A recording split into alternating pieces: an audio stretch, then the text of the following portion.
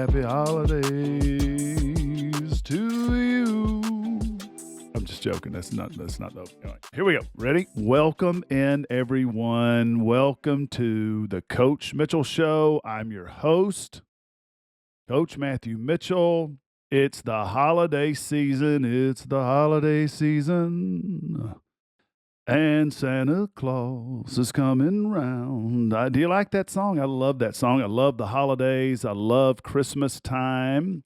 It's Christmas in Kentucky, where we are recording from the world headquarters of the Winning Tools. And so happy to be with you all in this special time of year. Lots and lots of activity. So no matter what you are celebrating, what holiday you're celebrating, we are just sending our best out to you all over the country and the world. And we are very excited here in our family, the Mitchell family. We always look forward to Christmas and getting together with family and friends. And it's just, it's like the song says, the most wonderful time of the year. So looking forward to that. It's been a busy, busy time for us in the business. Was on the road a good bit in December and just met some great people and helped some great people and have had a great run up to the holiday. We hit the USA Today bestseller a couple of weeks back. So thank you to everyone who bought Ready to Win. And hopefully there's a bunch of you out there that are gifting it to people to help them get ready to win. And it's a great, great holiday gift and a great book to read as we move toward 2025. And so thanks to everyone for the tremendous support. It's so awesome to hit that list, and we are deeply appreciative. As always, you can go to CoachMatthewMitchell.com to find out everything you need to know. We are speaking, doing keynote speeches. We can do that for you in 2025. We are doing workshops. Ready to Win workshop is an amazing, amazing half day to spend with your team. And I'd love for you to think about, what if you and everyone on your team, what if your team was the most prepared team in your business, in your industry? What would that do for you and your success and your productivity? I'm telling you, it'll do a lot. So you can book a Ready to Win workshop. And also we are doing some one-on-one coaching for corporate leaders or any high aspirational, high performance leader in any industry. We can coach you to your fullest potential. And we have a 2025 mastermind where we will get some great minds together and grow, personally grow, professionally grow throughout 2025. And we are signing people up for that right now. So we'd love for you to go to CoachMatthewMitchell.com. You can get information on that. And we're looking forward to a big 2025. So today, what I want to talk about is how inspiring this time of year can be. You know, I think back, this time of year had a great place in my life as a young child. As I was growing up, I just loved Christmas Eve.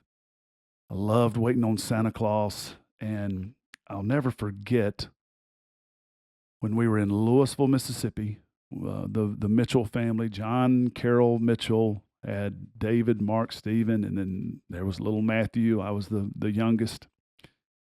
And Christmas Eve was a phenomenal time in our family. We would go to church on Christmas Eve, and we had a little bitty tiny church that we went to, but we went every Christmas Eve, and John D. had us sitting on the front row every time, and we would do that. Then we'd go to my grandmother, my mom's mom, Ava Merle Cunningham, one of the great ladies I ever knew, Ava Merle Cunningham.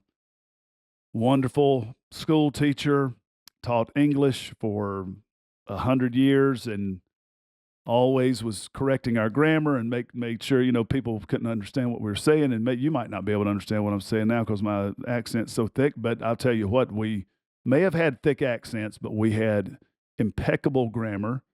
She was very disciplined. She used the winning tool of discipline to make sure we spoke correctly. Just a great lady. So we would gather over there and have a great dinner after church and open presents and just have a spectacular time. And then I can always remember she lived in town and we lived out in the middle of actual nowhere. It's hard to get to where I grew up, but we'd drive out and we would get home.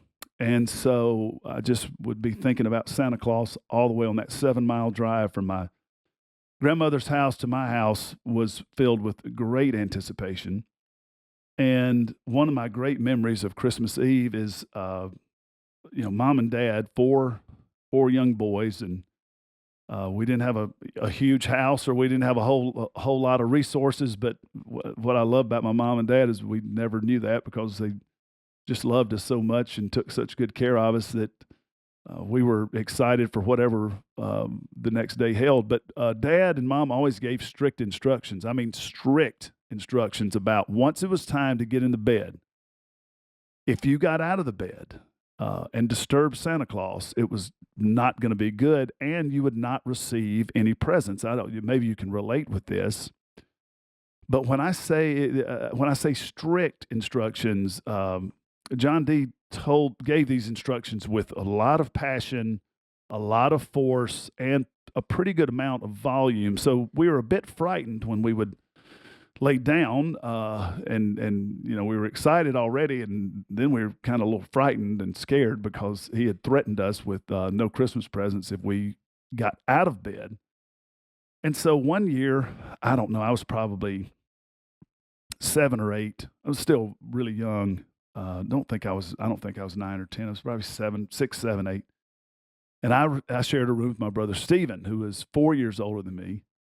And so maybe I was 7 and he was 11. I can't remember, but he said, I'm going in. I'm going to go check and see if I can see Santa Claus. And I wasn't the smartest kid or wisest kid, but some wisdom came over me at this point, and I was like, I think that's a very bad idea. That is a mistake. I advise against getting out of that bed. Didn't you hear what Dad instructed? And so he said, "No, I'm going for it." And so, when you're a kid, you think space is bigger than it is, but there's probably only like a couple steps from our bedroom door to the door of the living room. And he thought he heard Santa Claus. And so Stephen quietly opens the door, and gets it maybe like a quarter of the way open. And Santa Claus screams and says, "Get back in the bed right now." And Santa was not happy. Santa was upset. Santa has a very loud voice and a strong Southern accent, and demanded sent my brother back. And so Stephen took one step and jumped back into the bed. It was a very athletic move. How he got back in there, and he laid down. I said, "What happened?" He said, "Santa is not happy. Santa is mad." And his voice sounds a lot like Dad's, but he can really scream at you. And so that's my Christmas Eve story from the past. But I love Christmas Eve, love it now, and we will carry on a very similar tradition here in Lexington with our family, and we'll have some family and friends over, and we'll go to church Saturday evening, and then have a great meal and open some presents, and then see what Santa Claus brings Sailor and Presley for the next day. But we're excited about Christmas, and whether you celebrate Christmas in the religious sense and or just the secular sense, the Christmas story is so full of hope. And I am a Christian, and we celebrate Christmas as the birth of Christ, and the message of that is one of hope. And I just want to talk to you a little bit on this Christmas Day is when this episode airs. And I just want to talk about hope for a moment and how that works in your life. And I was inspired to tell this certainly because of the hope I'm feeling around Christmas time. And so, in the Christian tradition, the birth of Jesus Christ had so much hope because he was coming to redeem people and to be the Savior. And so that was looked upon, that event was looked upon with great hope. And then once it happened, it inspired great hope. And so what I want to talk about today is how hope can fuel our success in 2025. And I think this week we have between December 25th and January 1, 2025 is so valuable. And so today we want to talk about how hope can fuel our success in 2025. What are you hoping for personally, professionally in 2025? And there was a very, I love the quote when I was coaching basketball: "Hope is not a strategy." And so that's true. We hope, we just can't hope that something happens. But what hope can do is fuel our success. And what our job is as leaders and people who are growing and chasing excellence, what our job is to do is to convert hope into energy. And the way that we do that is the bridge between hope and energy is that belief that we have in ourselves. And I want to teach you today on how to convert that hope into energy, how you use your hope to get to your self-belief, and then how that's going to energize your success. So let's go over 3 steps of how to convert hope into energy. Step 1, what I want you to do, and this is the perfect time of year to do this, and this takes intention on your part. You have to be intentional, and you have to make a choice to do this instead of the alternative. So what I want you to do, step 1, I want you to reflect on the successes of 2024. You know, in my leadership journey, I so often, when I was young in my journey, I tried to be fueled by fear. I tried to use fear as fuel, and it worked in some instances. But as I've said before many times, there's just a ceiling you're going to hit when you're fueled by fear. Negativity is not going to convert into energy that moves you forward. It's going to convert into energy that takes you backward. And so if we have to make the decision to reflect on your successes. I know there's so many times in my business when I'm thinking about where I want to go, where I want to be, how I want our business to grow, and I can find myself thinking about what we're lacking. And that never energizes me. That slows me down. That takes me, that I'm walking backward. I'm walking away from our destiny. I'm walking away from our future success. I'm getting further from where I'm actually trying to go when I focus on what we haven't done. This is critical. I learned this from my just great mentor in my life, John Maxwell, taught me this many years ago. Take that week from December 25th to December 31st as you're moving into January 1st and reflect on your successes of 2024. Everything's a success. Everything you did is a success. Your perceived failure is really a gift, because now with that, whatever you perceive was a failure, you need to convert into a gift, because you were able to learn a lesson. You got valuable information from that setback. You now know when you are posed with that similar type situation what you're not going to do next time. You learned valuable information. So it was all a success in 2024. So whether it was an accomplishment, we need to recognize that. Whether it was a lesson learned, we need to recognize that. Because here's the thing, our successes in 2024, that is proof of concept for our success in 2025. You accomplished so much in 2024. You learned so much in 2024. All of that needs to be channeled into energy for 2025. You can do it. There is no reason for you to doubt yourself, but taking the time now, reflection is the first thing I want you to do. Reflection is the key. And I want you to take some time here and go through that exercise. Write it down, get it down in paper, in front of you on paper, or type it into your computer, but look at those successes, whether it be accomplishments or lessons learned.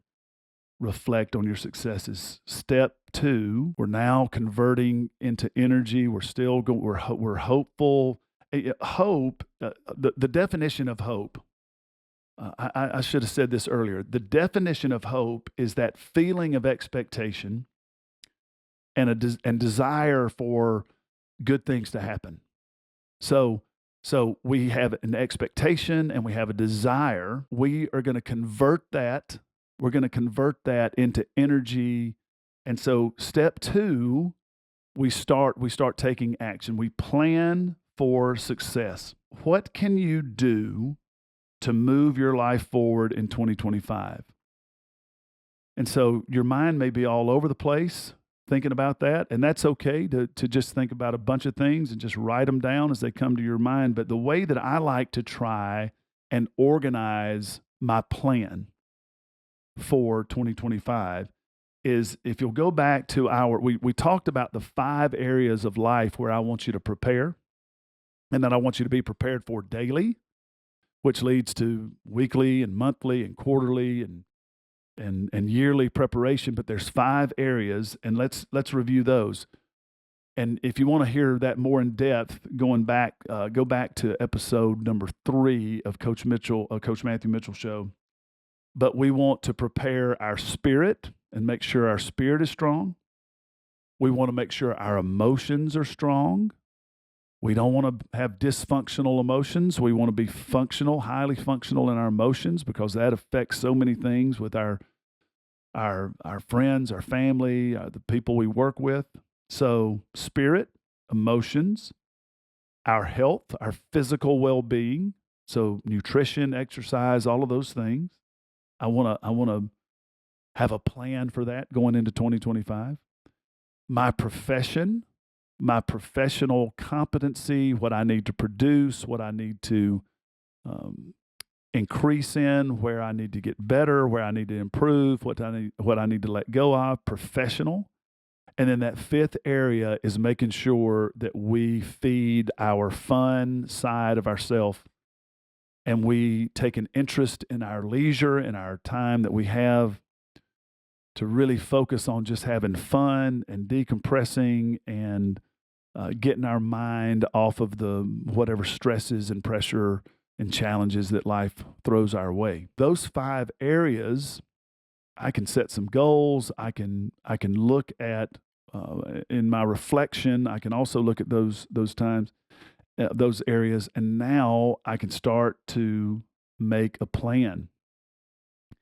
And I want to set some goals and think about moving my life forward. And if I examine those 5 areas, I promise you, in this week of reflection that I am about to embark on, something's going to come up for me in all 5 areas that I'm going to be able to see somewhere I can improve. So the second step is to plan for success. Plan for success. And then step 3, the final step that I want you to do in this week of converting your hope for success in 2025, that feeling of expectation, that desire for certain things to happen, that desire for success, that hope that you look to the future with hope. We're going to convert that into energy. And the third step is we're going to commit to consistency. Consistency is not perfection. All right. Consistency is we are going to try and to replicate action over and over and over. And the more we do it, the stronger we get at it, the more we commit to consistency, the more we're going to accomplish, the more success we're going to have. And consistency, a commitment to consistency just says, I'm making up my mind that I'm going to reflect, I'm going to get a plan, and then I'm going to commit to action and actionable items that move my life forward. So when we bring it all the way back, that's winning tools to the T. That's honesty, hard work, discipline in those three steps. That first step of reflection, be honest with yourself. Avoid beating up on yourself about what you didn't accomplish. Count it all accomplishments, lessons learned. It's all benefit. But you have to be honest with yourself. You have to talk very positive to yourself. And that's the first step. And then you have to take the time to devise the plan. That takes effort. That takes hard work. Devise the plan. Pay attention to your 5 areas: spirit, emotion, physical, professional, fun. And then the discipline to move in a consistent fashion. And the way you can do that is following the steps that we have for you in the Winning Tools. Ready to Win book.